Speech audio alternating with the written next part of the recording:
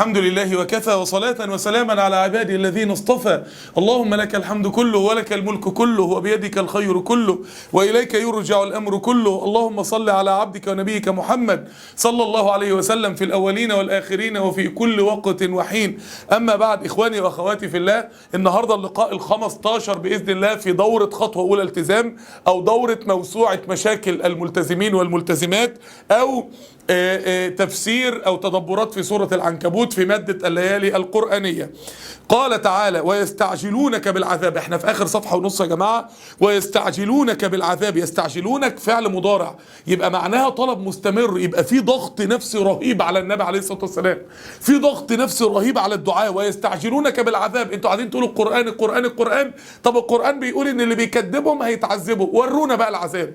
ايه ده؟ في انسان يقامر في مصيره، في انسان يوصل من الاستهتار في مصيره لهذه الدرجة. ويستعجلونك بالعذاب، شوف ربنا بيقول ايه: ولولا اجل مسمى لجاءهم العذاب. ولولا اجل مسمى، ده اسمه الامهال والحلم برضه يا جماعه. ابو بكر الصديق لما النبي عليه الصلاه والسلام عقبه بن ابي معيط حاول يقتله في صحن الكعبة، فابو بكر راح يدافع عن النبي عليه الصلاة والسلام، فانهال عليه المشركين بالنعال والايدي، فضلوا يضربوه لحد ما الدم غطى وشه وظهره، فلم يعد يعرف له وجه من ظهر. محدش يقدر يعرف هو فين وشه من ظهره، يعني مكان عينيه وبقه ومناخيره في الوش ولا في الظهر، محدش عارف. وابو بكر كلما ضرب يقول: رب ما احلمك، رب ما احلمك، رب ما احلمك. عارفين لما تشوفوا الظالمين قاعدين يفتروا على الملتزمين ويمنعوا المنقبات من دخول الاماكن اللي من حقهم انهم يدخلوها، ويظلموا، فانت تبص كده تقول: رب ما احلمك، رب ما احلمك. ولولا اجل مسمى لجاءهم العذاب ولا ياتينهم بغتة وهم لا يشعرون. يستعجلونك بالعذاب وإن جهنم لمحيطة بالكافرين. هنا يا جماعة يعني ايه يستعجلونك بالعذاب وإن جهنم لمحيطة بالكافرين؟ آية يعني ممكن تقطع قلبك على مدى الغفلة اللي هم فيها، وممكن تخليك تضحك عليهم. عاملين بالظبط زي قوم لوط لما جاء أهل المدينة يستبشرون، ده في شباب وهيقعوا بقى في فعل قوم أهل لوط. فربنا بيقول بعدها: وقضينا إليه ذلك الأمر أن دابر هؤلاء مقطوع مصبحين. الآية دي زلزلت قلبي لما قريتها أول مرة، أنا واخد بالي منها.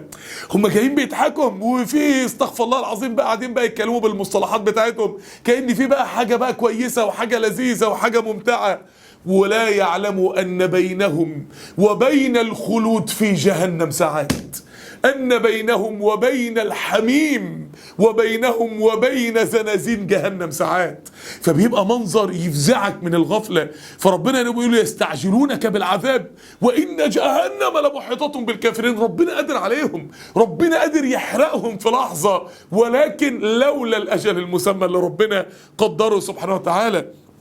فده قمة الغفلة، غفلة رهيبة. ان احيانا يا جماعة تلاقي الشاب ماشي بيقع في الزنا وبيقع وما هوش عارف ان الصبح وهو مسافر على الطريق السريع هيموت في حادثة عربية، وما هوش عارف ان بينه وبين الموت، مش عارفة ان بينه وبين الموت ساعات. فمنظر غفلة مروع، ان انسان ما بيفكرش في الموت ولا بيفكر في الحساب، لدرجة انه بيرتكب جرائم وما هوش عارف ان الجرائم ديت هيتحاسب عليها بعد ساعات محدودة. فالمفروض يبقى حالته أشد من حالة اللي عارف إن عنده سرطان وإنه طبيا مثلا يموت بعد أسبوعين. المفروض إن حالة ده أشد من حالة ده. يوم يغشاهم العذاب. فجأة الآيات بقى تنقلك للآخرة. هو منظرهم في الدنيا، الآيات عملت إيه؟ الآيات الأول جابت لك منظرهم في الدنيا: يستعجلونك بالعذاب، منظر يحرق الدم، وقالت لك معلش ده هو وقت معين وهو يعني هينتقم الله منهم. وبعد كده جابت لك مشهد غيبي: يستعجلونك بالعذاب وإن جهنم لمحيطة بالكافرين. وبعد كده نقلتك للآخرة: يوم يغشاهم العذاب من فوقهم ومن تحت أرجلهم. ليه يا جماعة العذاب من فوق ومن تحت؟ كلام يفزع يا جماعة، إن جهنم هجم عليهم من فوق ومن تحت. ليه العذاب هاجم عليهم من فوقهم؟ لأنهم لم يكونوا يتوجهون إلى الأعلى، لم يكونوا يتوجهون إلى الله، فيعاقبوا من العذاب يجي من فوق لأنهم لم يكونوا يتوجهون إلى فوق. طب وليه العذاب من تحت أرجلهم؟ لأنهم كانوا يتوجهون إلى المخلوق. كان لما بيحصل حاجة ما يرفعوش إيدهم للأعلى ويقولوا يا رب، كانوا بينزلوا للأرض ويطلبوا من الأوثان ومن الأصنام ومن البشر، كانوا عبيد الأرض. فكما هبطوا للأسفل يجي العذاب من الأسفل، الاسفل. وكما امتنعوا عن رفع ايديهم للاعلى يجي العذاب من الاعلى، يوم يغشاهم العذاب من فوقهم ومن تحت ارجلهم ويقولوا ذوقوا. ربنا يقول لهم دوقوا بقى، دوقوا، مش انتوا اعرضتوا عني، دوقوا عاقبه اعراضكم عني. يبقى بعد العذاب المادي عذاب نفسي.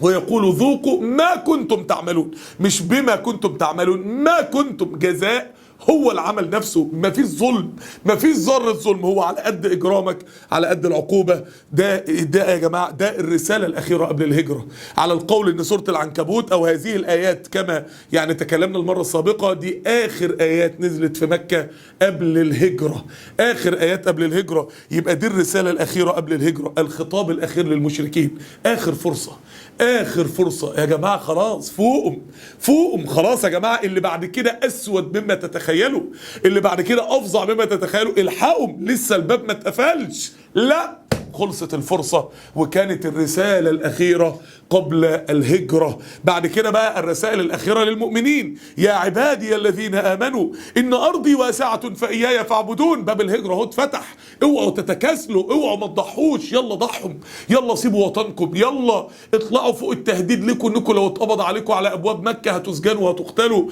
يلا ما تخافوش من عزيمة إنشاء واقع جديد في بلد جديدة، يلا هجروا، يلا إن أرضي واسعة فإياي فاعبدون. ملكوش حجة، ملكوش حجة إنكم تقولوا يا رب ما عرفناش نعبد ربنا ليه؟ أصل أنا الشلة بتاعتي كانت بتخليني أعصي ربنا. ما عندك 100 شلة ملتزمة، أصل أنا يا جماعة ما حدش له عذر.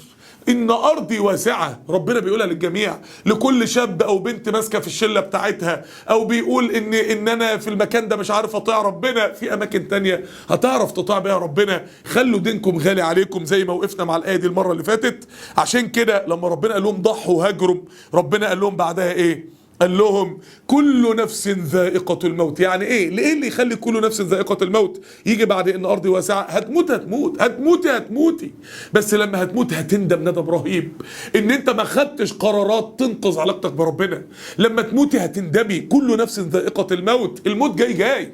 الدنيا اللي انتوا ماسكين فيها والمصالح اللي انتوا خايفين عليها والوظائف اللي انتوا خايفين عليها والدنيا اللي انتوا خايفين عليها رايحة رايحة، سايباكوا سايباكوا، ده قدر حتمي لا مفر منه باسم الله القهار، قهر البشر على ترك الدنيا.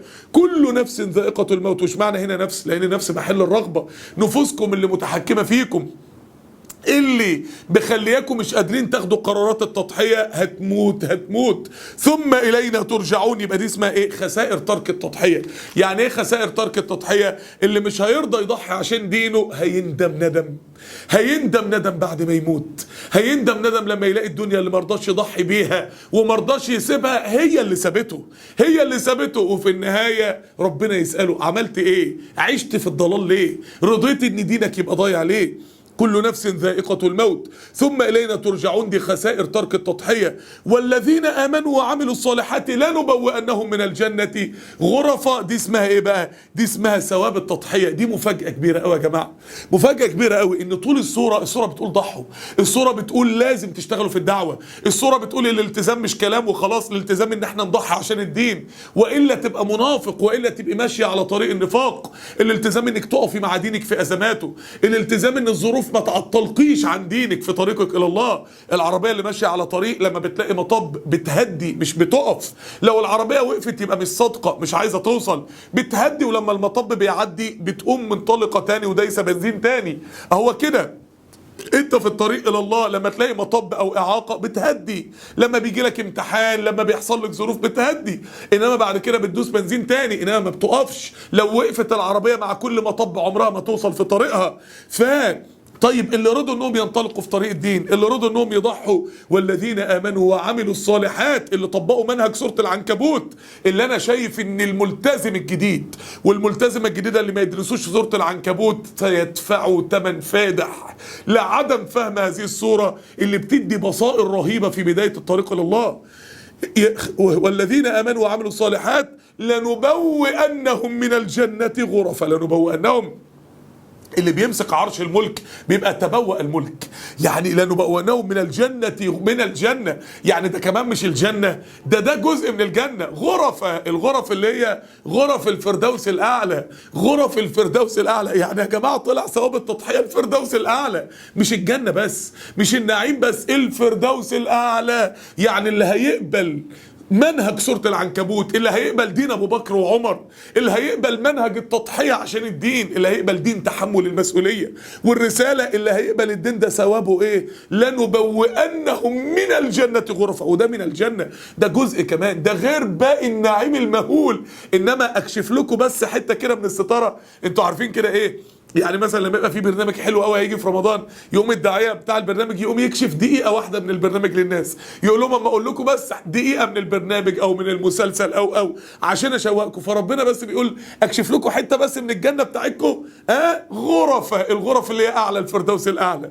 يعني الفردوس الاعلى ده جزء يا رب. يعني النعيم بتاعنا هيبقى ايه؟ لنبوئنهم من الجنه غرفا تجري من تحتها الانهار خالدين فيها. شوفوا يا جماعه، يعني التانيين كان النار من فوقهم ومن تحتهم، من فوقهم ومن تحت أرجلهم. هنا الغرف من فوقهم والأنهار من تحت أرجلهم. ليه؟ شوفوا، ده نعيم من فوق وتحت، وده عذاب من فوق وتحت والعياذ بالله. نعم أجر العاملين. نعم أجر العاملين كلمة تعجبية، يعني أسلوب لغوي بلاغي فيه تعجب. اللي خلق النعيم بيتعجب منه. انت فاهم المعنى؟ اللي خلق نعيمك في الجنة بيتعجب من نعيمك في الجنة.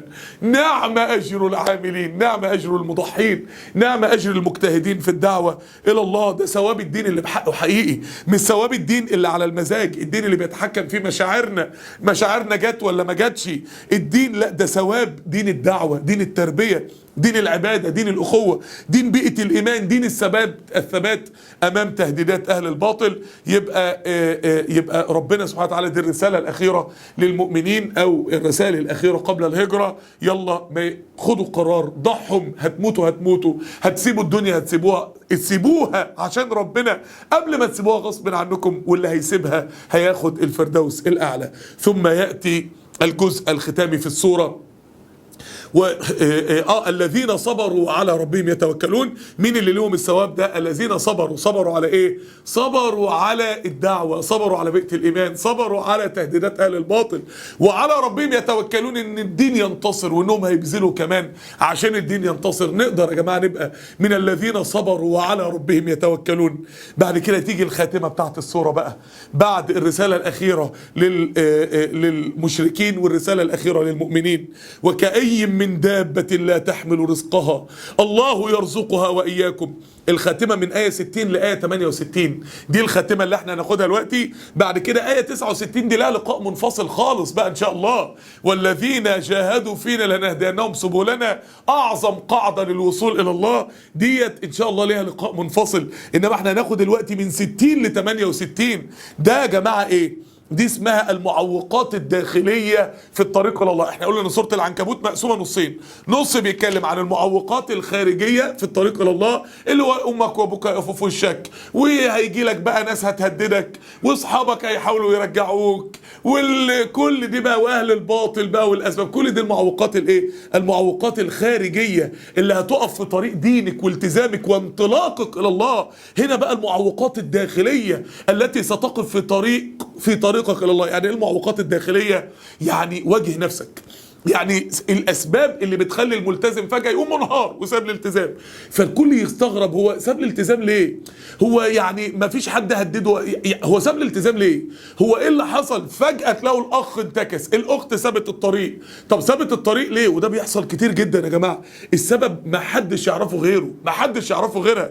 السبب داخلي. عشان كده المنهج اللي هناخده دلوقتي منهج واجه نفسك، منهج الصدق. الفرق بيننا وبين الصحابة ان الصحابة كانوا صادقين. الصحابة لما كان بيبقى عندهم مرض كانوا بيواجهوه. حنظله يقف ويقول نافق حنظله. احنا مفيش حد فينا بيقول نافق فلان، مفيش واحده فينا بتقول نافقت فلانه، ما حدش فينا راضي يواجه نفسه. المراه جت للنبي عليه الصلاه والسلام بتقول له طهرني يا رسول الله، انا انسانه مش نظيفه، انا انسانه مش طاهره، انا انسانه عايزه اتطهر، طهرني يا رسول الله. احنا مفيش حد فينا بيواجه قدام الناس كلها بهذه الحقيقه. محدش فينا عنده الجرأه انه يعلن ان هو مريض، او حتى قدام نفسه يعلن ان هو مريض ويواجه نفسه بالحقيقة ويبدأ. كلنا بنهرب، كلنا بنتخدع بمزاجنا بثناء الناس علينا، واحنا عارفين ان احنا بعاد، وعارفين ان احنا وحشين، وعارفين ان احنا مقصرين. وكل واحد فينا عارف كم فجر راح عليه، وكم ليلة راحت من غير قيام، وكم يوم راح من غير صيام، وكام وكام وكام وكام، وعارف قلبه والبلاوي اللي جوه قلبه، ومعاصي السر اللي هو بيقع فيها، وطموحاته الدنيوية اللي واكله قلبه، ورغباته النفسية اللي بعيدة عن مراد الله. كل واحد فينا عارف كويس جدا يا جماعة، ونعلم ما توسوس به نفسه. كل واحد فينا عارف كويس جدا هو وحش قد ايه، ولكن ما حدش راضي يواجه نفسه. الصحابة واجهوا نفسهم لانهم كانوا صادقين انهم عايزين يوصلوا. احنا ما بنواجهش نفسنا لان احنا مش صادقين ان احنا عايزين نوصل. فالوقت المعوقات الداخلية اللي هي المفروض ان الصادق يواجه نفسه بيها. ايه المعوقات الداخليه؟ نقول الاول ترتيب الايات. ترتيب الايات لانه ترتيب بديع جدا جدا، عامل زي خاتمه النمل كده. خاتمه النمل ايه دنيا ايه اخره، ايه دنيا ايه اخره، ايه دنيا ايه اخره. تحس ان احساس السونه ان ايه تدخلك في الدنيا، وبعد كده ايه تصدمك بالاخره، وبعد كده ايه ترجعك الدنيا. فهنا شوفوا يا جماعه، وكأي من دابه لا تحمل رزقها، ايه بتتكلم عن الرزق. وبعد كده ولئن سألتهم من خلق السماوات والأرض، آية بتتكلم عن التوحيد، يبقى رزق توحيد. وبعد كده الله يبسط الرزق، يبقى آية بتتكلم عن الرزق. والطموحات الدنيويه، لان هنا يبسط الرزق بقى يعني رزق البسط بقى، مش اي رزق. الناس اللي عايزه تبقى مليونيرات، اللي عايزه تبقى بشوات.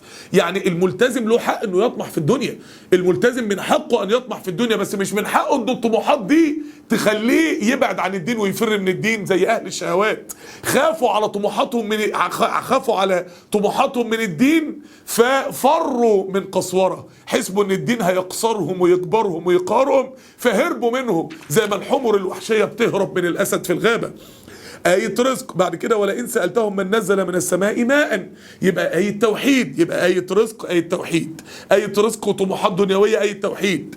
بعد كده وما هذه الحياة الدنيا إلا لهو ولعب، ده محبوبات دنيوية بقى، بيحب بنت هي متعلقة بشاب هو يعني في حاجة معينة يبقى محبوبات دنيوية. بعد كده فإذا ركبوا في الفلك دعوا الله مخلصين له الدين، مشهد من أعظم مشاهد التوحيد اللي تزلزل القلب. توسل الإنسان إلى الله ساعة الكرب، وإن الإنسان ساعة الكرب ما بيلاقيش غير ربنا يفزع إليه. يبقى آية رزق آية توحيد، آية رزق وطموحات دنيوية آية توحيد، آية محبوبات دنيوية آية توحيد. بعد كده أولم يروا تعجب، هم لسه ما شافوش، هم لسه عمي، كل ده ومش عايزين يفتحوا. كل اللي ربنا، الواحد لما بيروح فعلا يا جماعة مكة بيعجب من نعم ربنا على هذه البلد حتى من ايام ما كانت الجاهليه. اولم يروا انا جعلنا حرما امنا ويتخطف الناس من حولهم، خايفين يقولوا ان نتبع الهدى معك نتخطف من ارضنا. ده انتوا ربنا جعلكم للكره الارضيه ايه في الامن، وخايفين بعد كل الايه دي، يبقى ايه عن الامن. وبعد كده ومن اظلم ممن افترى على الله كذبا، اعظم جريمه الجريمه اللي في حق الله، يبقى ايه توحيد. يبقى يا جماعه نسق مذهل، نسق خاتمه سوره العنكبوت، نسق فعلا كلام الله يا جماعه، كلام اللي خلق النفسيات، كلام اللي يعلم ان ازاي نوصل له، كلام القرآن يا جماعة. القرآن هناك فارق بين انك تتربى على ايد المخلوق وانك تتربى بالخالق، ان الخالق هو اللي يربيك. هو ده القرآن بقى، تربية الخالق للمخلوق. يبقى آية رزق آية توحيد، آية رزق وطموحات دنيوية آية توحيد، آية محبوبات دنيوية آية توحيد، آية أمن آية توحيد. ايه ده بقى؟ ده نخرج منه بنقطتين خطيرتين جدا، ان كل المعوقات الداخلية اتربطت بالتوحيد. بعد كل معوق داخلي اتربط بالتوحيد. يعني ايه بعد كل معوق داخلي؟ هي ديت المعوقات الداخلية الثلاثة او الاربعة، يعني ممكن نخليهم ثلاثة واربعة. ازاي؟ رقم واحد الهم، الرزق، هم الرزق، هم الكفاية، اكل منين واشرب منين، ولو اشتغلت في الدعوة واهل الباطل حاربوني، وانت شايف اهوت المراقبات ممنوع من دخولين الجامعة بعد ما طلعوا الاوائل على الدفعة وطلع عينيهم في المذاكرة وفي الاخر ممنوع. يعني ايه ممنوع؟ ده قانون ده ولا شرع ده ولا ده ايه؟ ده مش حاجة، ده كده قدرة. يعني ايه قدرة؟ طب وياكلوا منين؟ ومرتباتهم وانفاقهم على اسرهم، هو كده، هو الموضوع كده. فيقول لك انا خايف على رزقي، يبقى هم الرزق، هم الكفاية في الرزق. الهم التاني الله يبسط الرزق، هم الطموحات الدنيويه بقى. طب في طالبه بقى تقول ايه، طب انا منتقبه وبطلع الاولى، طب انا بعد 5 سنين مثلا مش هعرف اتعين، طب انا اعمل ايه؟ فيبداوا يخافوا، طب انا ملتزم، طب انا كده مش هتعين، او انا كده مش هتعين مش هتوظف، او انا كده ما حدش هيرضى يشغلني بجد. يبقى هم الطموحات الدنيويه ده تاني معوق داخلي، وهو تبع الرزق برضه، بس الاولاني رزق الكفايه، انما ده رزق البسط. رزق البسط، انا عايز ابقى مليونير، انا عندي طموحات ان انا ابقى تاجر كبير واسافر بره واخد جنسيه واحضر الشهادات العالميه. الالتزام ممكن يأيدني، مش هيأيدك، انما هيوجهك، بالعكس هيملى حياتك بركه. ده الدين هو هيبقى سبب نجاحك. يبقى المعوق الاول هم الرزق، المعوق الثاني هم البسط في الرزق وهم الطموحات الدنيويه. المعوق الثالث وما هذه الحياه الدنيا، هم المحبوبات. طب انا بحب واحده، لو انا التزمت هسيبها. طب انا متعلقه بشاب، لو انا التزمت معناه ان انا اسيبه. طب انا في حاجه في الدنيا بحبها وانتم ممكن تقولوا لي حرام، طب اعمل ايه؟ انا في محبوبه. يبقى هم المحبوبات الدنيويه. المعوق الرابع ان جعلنا حرما امنا ويتخطف الناس من حولهم، هم الامن. انا دلوقتي كده هبقى مهدد، وشغلي في الدعوه، وشغلي في الدعوه في الجامعه، وشغلي في الدعوه في كل مكان ممكن يخليني مهدد. طب انا اعمل ايه كده؟ يبقى هم الامن. هم دول يا جماعه الحاجات اللي فعليا معوقات داخليه. يعني الشاب هيجي يلتحي بقى شكلك وحش، مفيش واحده هتبص لك، ادي المحبوبات الدنيويه. يا عم هيعملوا لك مش عارف ايه وهيراقبوك ويبقى ملف، ادي الامن. يا عم مفيش حد هيرضى يشغلك، ادي الرزق. يا عم ليه تقفل حياتك، ما تنطلق وتعيش حياتك وتشوف طموحاتك ادي الطموحات الدنيويه. يبقى دي يا جماعه فعلا معوقات داخليه بتحتدم داخل نفوس كثير من الملتزمين والملتزمات. مش معنى يعني سبحان الله كلمة ابن مسعود الخطيرة لما ربنا قال بعد هزيمة أحد منكم من يريد الدنيا ومنكم من يريد الآخرة، قال ما كنت أظن أن فينا أحد يريد الدنيا حتى نزلت هذه الآية. في ملتزمين كتير أطهار من هذه الخواطر النفسية وهذه المعوقات الداخلية. مش معنى كده يا جماعة ان احنا ننكر وجودها، دي موجودة. 90% من الملتزمين والملتزمات دي جواهم، يبقى لازم نعالجها. طب يبقى اول حاجة دي المعوقات الايه؟ دي المعوقات الداخلية. طبعا ربنا عالجها ازاي؟ بعد كل معوق ربنا اتكلم عن التوحيد. يعني انت عارف انا عندي صداع، خد الدواء، خد اسبرين. طب انا سخن، خد اسبرين. طب انا ضايق، خد اسبرين. طب انا خد اسبرين. هو في ايه؟ هو بتاع كله؟ بتاع كله. دواء واحد لجميع الامراض، دواء واحد اللي هو ايه؟ التوحيد. يبقى كلمة التوحيد دي كلمة كبيرة جدا. يبقى التوحيد ده يا جماعه مش كتاب 70 صفحه اسمه العقيده الاخ بيدرسه، دي الكتب دي اسمها ضوابط العقيده، انما دي مش العقيده. العقيده هو الكلام ده. العقيده ان انت لما تهدد بسبب دينك تقول لن يضرني احد وربنا معايا. العقيده انك ما تخافش على رزقك وانت مع الرزاق. العقيدة انك ما تخافش على طموحاتك الدنيوية وانت مع من يملك النفع والضر، وتقول ربنا هو اللي هينجحني في طموحاتي الدنيوية. هي دي العقيدة يا جماعة. العقيدة مش ان انا اسمع شوية ضوابط، دي اسمها ضوابط، دي السور بتاع الفيلا اللي بيحميها من ان حرامي ينط فيها يسرقها، انما الفيلا نفسها بقى العقيدة هي دي. هو ده الاعتقاد الحقيقي، هو ده الكلام الحقيقي. كنت بشرح الفجر للإخوة في درس في دورة أصحاب الكهف، فأووا إلى الكهف ينشر لكم ربكم من رحمته ويهيئ لكم من أمركم مرفقا. قلت لهم هي دي العقيدة، إن أنا أبقى واثق إن ربنا لا يمكن يتخلى عني ولا يمكن يسيبني. يقين راسخ ويقين جازم. يبقى ربط كل شيء بالتوحيد. يبقى التوحيد ده علاج للشهوة. زمان وانا طالب شيخ محمد يعقوب ربنا يبارك في دعوته يا رب ويحفظه لينا يا رب، ادانا سلسلة دروس اسمها كيف تواجه الشهوة بالتوحيد.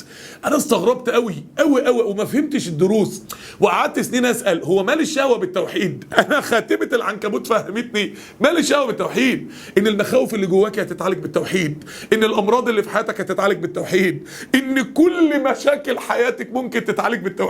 التوحيد يا جماعة، التوحيد ده انك اصبحت واحد لإله واحد على طريق واحد، وحدت كل جهدك وهمك على مقصد واحد، فربنا ريح لك قلبك. ما عادش قلبك متمزق ما بين 1000 رغبة ورغبة.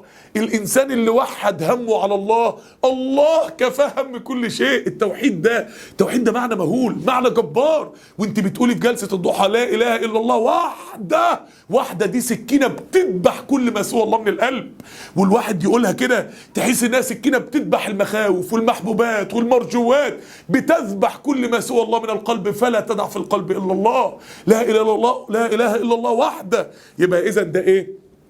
يبقى ده التوحيد، ربط كل شيء بالتوحيد. ده العقيدة العملية بقى يا جماعة، ده التوحيد العملي. يبقى في 4 أبواب، اللي ما درسهمش ما درسش توحيد عملي. ايه هما ال4 أبواب؟ رقم 1 توحيد الرزق. يعني ايه توحيد الرزق؟ لازم ندرس مادة كده اسمها توحيد الرزق، ان احنا نجيب آيات الرزق ونجمعها ونجمع شروحها، وكل ملتزم وملتزمة يدرسها. المادة الثانية توحيد النفع والضر، اللي هي الطموحات الدنيوية بقى، انك تعرف ان كل رغباتك واحلامك في ايد ربنا لوحده، مش ادي ربنا ظهري عشان احقق طموحي، يبقى انا كده مش مصدق ان الطموحات في ايد ربنا. يبقى توحيد النفع والضر، نجمع كل آيات النفع والضر والفتح والنصر والمدد في القرآن عشان نفهم ان كل ده بإيد ربنا. رقم 3 توحيد الأمن، ان احنا نعرف فأي الفريقين أحق بالأمن، ان احنا نعرف ان مصدر الأمن هو الله، نجمع كل آيات الأمن في القرآن وتبقى بحث يدرسه كل ملتزم وملتزمة. النوع الرابع توحيد نوال المحبوبات، يعني الشاب اللي ماشي مع بنت توقفه في الشارع وانت توقفيها وتقولي لها الشاب ده مش في ايد نفسه ولا في ايد ابوه، الشاب ده في ايد ربنا، مش هتاخديه من خزاين ربنا غصب عن اللي خلقه. البنت دي مش في ايد ابوها ولا في ايد نفسها، دي في ايد ربنا، مش هتاخدها من خزاين ربنا غصب عن اللي خلقها. سبحان الله ولله المثل الاعلى. توحيد نوال المحبوبات، ان كل حاجه نفسك فيها في ايد ربنا لوحده. لو انت طلبتها بالله ربنا هيجيبها لك لو فيها خير، ولو طلبتها بغير الله هتعيش معذب بيها. لمسكم فيما اخذتم، ربنا هيعذبك بالحاجه اللي انت حبيتها من دون الله سبحانه وتعالى. يبقى دي 4 انواع من العقيده والتوحيد لازم تضاف. يعني اتمنى يا جماعه ان انتوا يعني ايه رايكم يا اخوانا ان انتوا تعملوا ابحاث، ونبقى بقى في اخر حاجه ابحاث في توحيد الرزق، توحيد النفع والضر، والفتح والنصر والمدد، والحاجه الثالثه توحيد الامن، الحاجة الرابعة توحيد النوال المحبوبات. ايه رأيكم تعملوا، يعني مين فيكم يعمل بحث في توحيد الرزق، يجمع آيات الرزق مع بعض الشروح اللطيفة ليها كده، يعني ايه، ويعملها بحث. حد منكم مستعد يمسك توحيد الرزق من طلبة المعهد طبعا اساسا، يعني طلبة وطالبات المعهد عشان عليها درجات، ولو من حد بره المعهد يعني يقول بس هو غالبا. طيب يبقى اذا سلسبيل وابنة امهات المؤمنين، سلسبيل وابنة امهات المؤمنين، سلسبيل بس هي اللي قالت انا. طيب الاخت امال قالت الرابع. طب خلاص يبقى سلسبيل هتعمل توحيد الرزق، هتجمع لنا ايات الرزق بقى قدر الوسع يعني ان شاء الله باذن الله، طبعا من غير افوره، يعني ايات الرزق مع بعض تعليقات العلماء، بحيث ان تبقى 5 6 ورقات كده ملتزم والملتزمه يقروهم كده قلبهم يطمئن ان ما حدش يملك رزقهم غير الله، وان من اسباب زياده الرزق هي الطاعه اصلا. الايات بقى اللي فيها فتح، لفتحنا عليهم بركات من السماء والارض، ايات فتح الرزق على اهل الطاعه تحطيها في البحث. طيب بعد كده البحث الثاني توحيد النفع والضر. ايه رأيكم؟ مين عايز يمسكه؟ يعني ام خديجة قصدها ايه، تمسك ولا ايه؟ يعني قدر الوسع يا راجية، يعني مش في القرآن كله، مش لازم كل الآيات، انما يبقى كلام مطمئن كده. طيب ام خديجة عايزة، طب ام خديجة عايزة توحيد النفع والضر، حد تاني عايز توحيد النفع والضر؟ خلاص جميل جدا، ام خديجة هتمسك توحيد النفع والضر. هتجمعي لنا بقى آيات النفع والضر ان هو بإيد ربنا، وآيات ان الفتح بإيد ربنا والنصر بإيد ربنا والمدد بإيد ربنا، دي حاجة عظيمة. طب توحيد الأمن، الآيات بقى كلها ان ربنا ادى الأمن لأهل الطاعة، وان الأمن بسبب الطاعة. حد عايز يمسكها؟ والحاجة الرابعة توحيد ام خديجة، لا ما ام خديجة خلاص انت خدتيه، توحيد النفع والضر. حد عايز يمسك توحيد الأمن؟ توحيد الأمن راجية عفو ربها، خلاص ريحانة وراجية عفو ربها، ريحانة وراجية عفو ربها، الاثنين دول توحيد الأمن. طب توحيد نوال المحبوبات، كانت الأخت أمال عايزة تمسكه؟ توحيد نوال المحبوبات، خلاص أختنا أمال هتمسكه. الوقت يا جماعة احنا عاملين نظام إداري جديد في المعهد، نظام جديد في المعهد، إن اللي بيكلف بالأبحاث هو اللي مسؤول عن المادة، ركزوا معايا، انما اللي بيحدد مين الطالبات اللي يعملوها هو مربي الورش.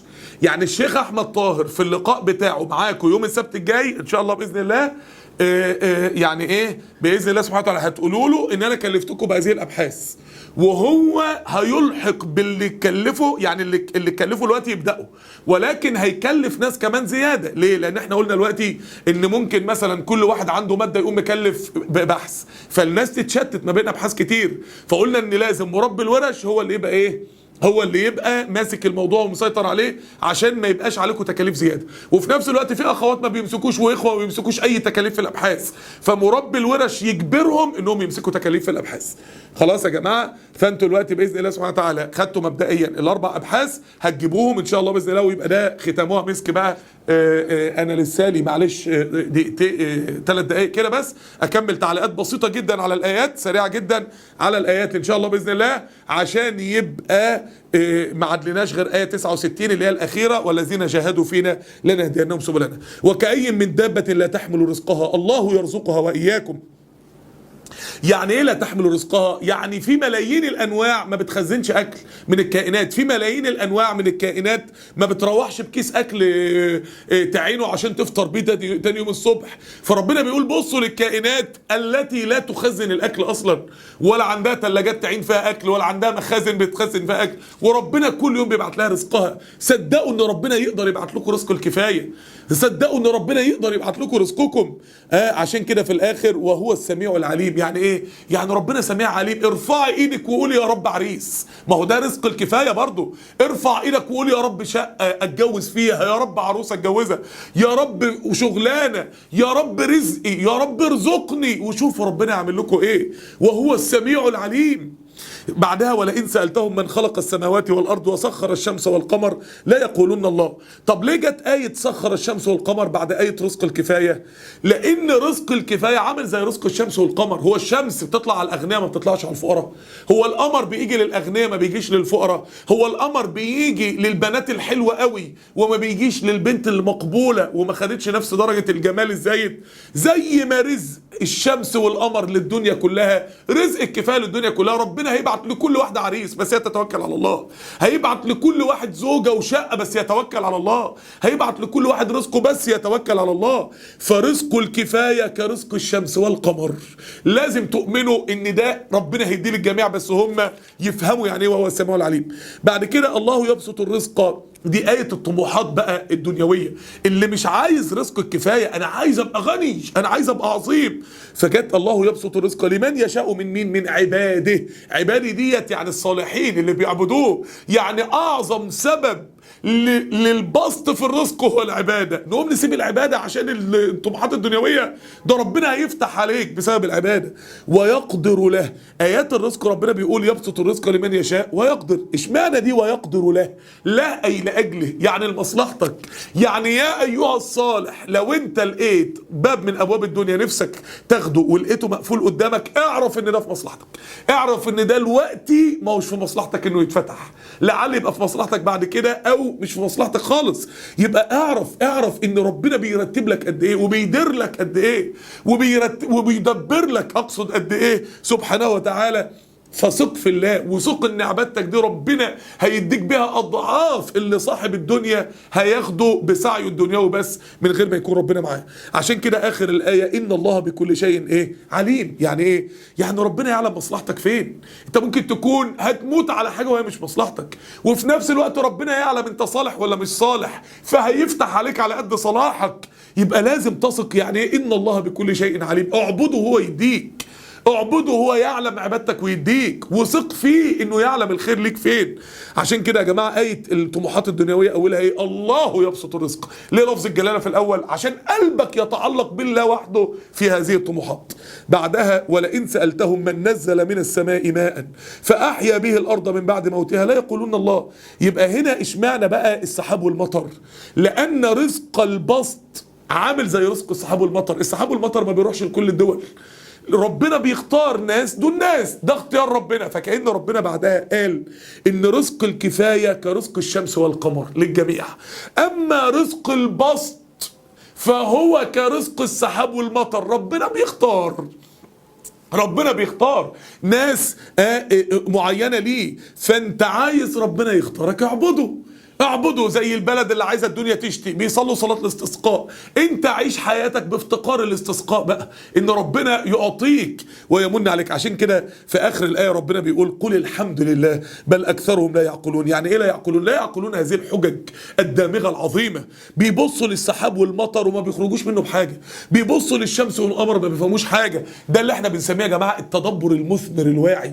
ازاي نبص للسحاب والمطر نخرج منها بحكم في حياتنا زي ما ربنا بيعلمنا هنا. ازاي نبص للشمس والقمر نخرج منها ان ربنا زي ما ادانا الشمس والقمر للجميع هيدي الرزق للجميع. يا جماعه عايزين نتدبر تدبر واعي. انا نفسي نروح جلسه تدبر وهناك نفكر الاله العظيم ده يستاهل مننا نعمل ايه. يعني يا جماعه يبقى تدبر واعي، اللي يبص في الكون وفي سننه يفهم حكم جباره. بس مين اللي بيتدبر تدبر واعي؟ احنا اميين، عندنا اميه تدبريه، مش قادرين نستخلص من الكون الحكمه التي وراء هذا الكون العظيم. عشان كده قول الحمد لله. يعني ايه الحمد لله؟ الحمد لله على الحجج الدماغه بتاعت ربنا. الحمد لله ان ربنا بيفهمنا. الحمد لله على رأي واحد صاحبنا، ربنا بيقول الحمد لله. طب ليه يا رب؟ عشان رب العالمين، وعشان الرحمن الرحيم، وعشان مالك يوم الدين. بيقول كان ممكن ربنا يقول الحمد لله. طب ليه؟ هي كده وخلاص. انما ربنا قال لنا الحمد لله ليه؟ ان مش هي كده وخلاص، ربنا بيفهمنا. عشان كده قل الحمد لله على حجج الدامغه وعلى انه فهمنا. بل اكثرهم لا يعقلون. وما هذه الحياة الدنيا إلا لهو ولعب. يعني جدها لعب وهزلها لهو. وما إلا هي الدنيا، ما فيش فيها غير كده. وإن الدار الآخرة لهي الحيوان لو كانوا يعلمون. يعني إيه الحيوان يا جماعة؟ الحيوان دي كلمة خطيرة جدا تشوقنا للجنة وتلهفنا ليها. الأول حاجة، أول معنى، الحيوان على وزن الفعلان. والفعلان ده من صيغ الحركة الفجة في اللغة. الغليان، اللهبان، الفوران. يبقى لما بيبقى في حاجة حركة رهيبة يجيبوا لها وزن الفعلان. يعني معناها ان الجنة دي مليانة حركة، مليانة حياة. يعني بالظبط كده زي ما طفل جنين في بطن امه نقول له ايه؟ اخرج للدنيا، لا ويخرج يبكي ليه؟ انا كنت في بطن امي مستريح وبتحرك وبحرك ايدي ورجلي.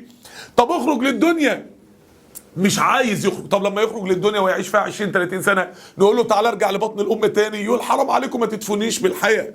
اهو بالظبط كده يا جماعه الدنيا. نيجي نقول يلا ننطلق للاخره، لا الاخره ما نعرفش فيها ايه، ده قبر ضلمه ومقفول. يا ابني انت لما تروح الاخره لو حد قالك تعالى ارجع الدنيا تاني هتقول حرام عليكم، ارجع لارض الخنقه والدفنه بالحياه تاني ليه؟ يبقى لا هي الحيوان معناها ان الاخره ديت حياه مليانه حركه ومليانه نعيم جبار. تاني حاجة، الشاب اللي رايح يتفسح اخره يروح فين؟ يعني جمصة ولا راس البر؟ لو هو واد كل بقى وروش طحن وتنين هيطلع على الساحل الشمالي ولا شرم الشيخ؟ انما العلماء بيقولوا، بعض المفسرين بيقولوا ان اول رحلة بس في قول الله وتلك الجنة التي ورثتموها، اول رحلة اهل الجنة بيقطعوها يتفرجوا على املاكهم في الجنة بتأخذ 1000 سنة. رحلة يا جماعة، حركة بحق وحقيقي، حياة بحق وحقيقي يا جماعة، حياة بحق وحقيقي. عشان كده الطفل يعني لما تشوف طفل قاعد يتنطط ويتحرك ليه؟ سعيد، ما عندوش مشاكل، ما عندوش هموم. امال احنا ما بنتحركش ليه؟ هموم الدنيا شلتنا وقعدتنا. يبقى يعني ايه لا هي الحيوان؟ معناها مليانه حركه، مليانه متع، مليانه حياه بحق وحقيقي، مش الدفنه بالحياه اللي احنا مسمينها الحياه. ومعناها ان مليانه سعاده، فبنتحرك كتير لان احنا سعداء من رحله لرحله. ومعناها ان مليانه متع جباره، مش 3 ساعات لاسكندريه ويبقى اسمنا اتفسحنا، متع جباره. المعنى الثاني برضو للحيوان ان صيغه الفعلان بتيجي برضو لما تكون بتفيد العمق في الصفه. ازاي؟ يقول لك في فرق بين الموت والموتان. الموتان ده يعني مات وشبع موت، فالحيوان يعني الحياه الكامله العميقه الحقيقيه.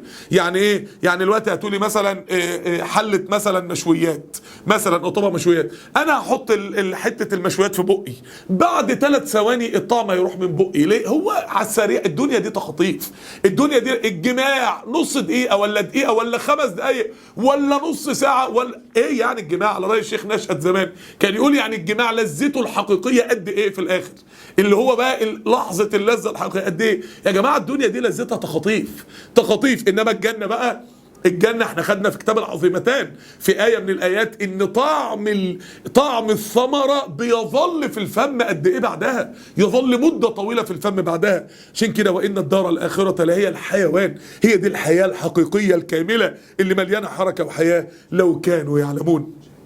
وبعد كده فإذا ركبوا في الفلك دعوا الله مخلصين له الدين.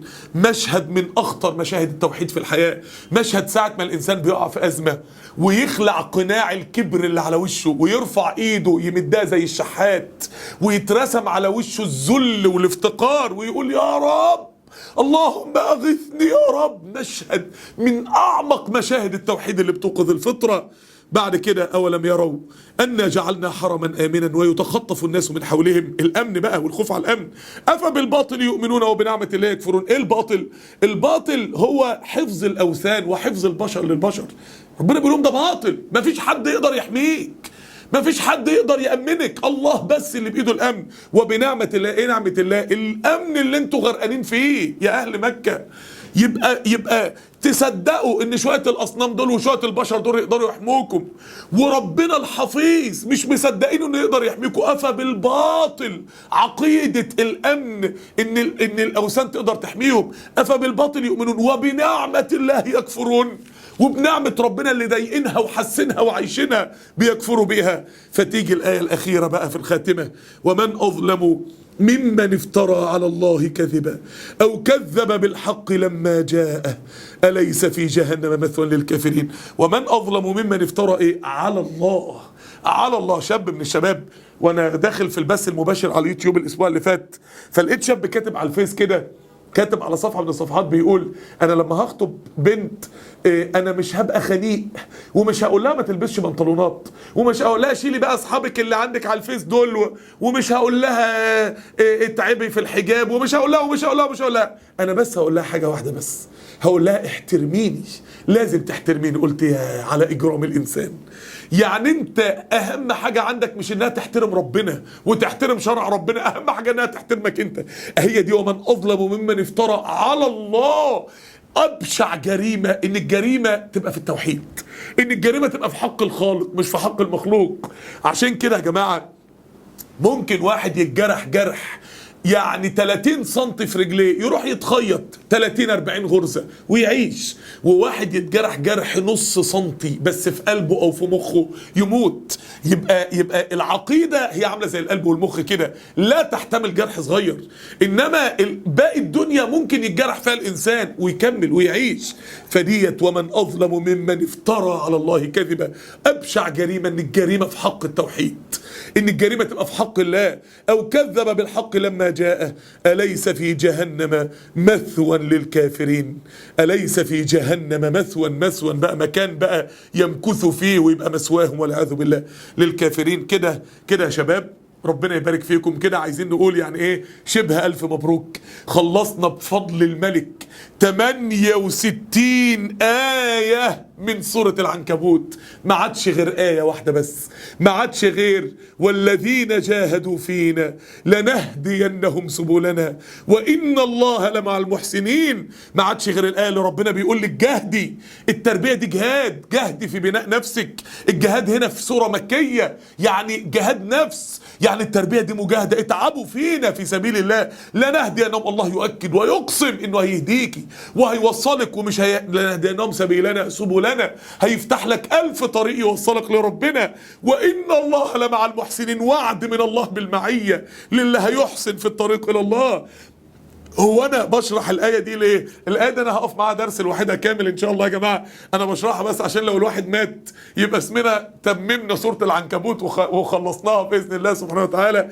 يعني وان يسر الله نقف مع هذه الايه بقى وقفه كامله كده. 15 مجلس في سوره العنكبوت عايزين ان شاء الله باذن الله يعني تفريغاتهم تبقى كامله، عشان ان شاء الله هنقف معاكم بقى ايه سهرتين كده مع بعض ان شاء الله مع سورة العنكبوت، نلمها مع بعض ونعيش فيها مع بعض ونفهم ايه فكرة مادة الليالي القرآنية اصلا اللي احنا درسنا فيها مادة العنكبوت، بحيث ان احنا بقى ان شاء الله باذن الله ما نفقدش الفوائد الجمة اللي ربنا فتح علينا فيها في هذه الصورة. ربنا يحفظكم وربنا يبارك فيكم. ما تنسوش الابحاث اللي انا كلفتكم بيها ان شاء الله، انواع التوحيد العملي ال4 ان شاء الله باذن الله. ربنا يبارك فيكم. هيكون عليها امتحان هقول لكم ان شاء الله باذن الله. طبعا غالبا هيكون في اختبار على سوره العنكبوت يعني غالبا باذن الله سبحانه وتعالى. انما فكره سيكشن لسوره العنكبوت هي اللي احنا دلوقتي بندرس ان احنا ما نعملهاش سيكشن، يعني ما نزودش الاحمال عليكم، ويبقى بس ممكن سهرتين كده مراجعه فيها مع بعض كده باذن الله سبحانه وتعالى. انما الله اعلم يعني الوضع يبقى ايه. ربنا يبارك فيكم. الابحاث للاسماء التي عرضت فقط، اختنا الرميصاء، الابحاث الاسماء اللي عرضت يعني ده كلام مبدئي. انما الشيخ احمد طاهر في سيكشن السبت ان شاء الله باذن الله هيكلف منكم زياده بهذه الابحاث. خلاص يا جماعه، هيكلف منكم زياده بهذه الابحاث باذن الله، عشان ما يبقاش في حاجه اسمها طالبه ما بتشتغلش. انتوا عارفين ان ماده مربي الورش الزاميه في الحضور، الزاميه، عليها حضور وغياب وعليها درجات، الحضور نفسه عليه درجات. فربنا يسددكم وربنا يبارك فيكم. سعدنا بصحبتكم واستمتعنا بهذه الصحبه في هذه الليله المباركه.